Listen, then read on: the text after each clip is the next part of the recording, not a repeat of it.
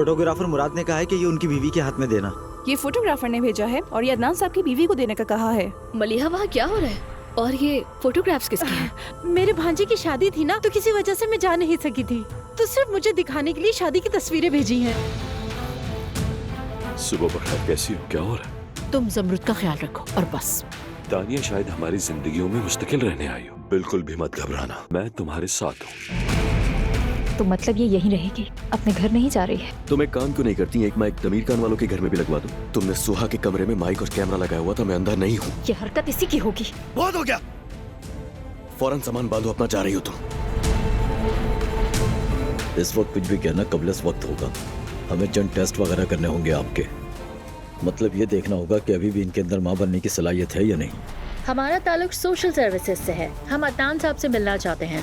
Doctor ने वाज़ेह तौर पर तो नहीं कहा, लेकिन जरूर कोई मसला है। तुम्हारी तो एक बेटी है ना, हमारी औलाद ना भी हुई तो क्या फर्क पड़ता है? सोशल सर्विसेज से लोग यहाँ हैं। ईशा के बारे में कोई शिकायत है, फौरन यहाँ पे आ जाओ। ये ईशा ने आपके लिए बनाई है। क्या पता आप भी इस खेल का हिस्सा हो। कुछ बातें मेरे इल्म में आई हैं, इसीलिए मुझे आपके शौहर की सोशल सर्विसेज में मजबूरन रिपोर्ट दर्ज करानी पड़ी।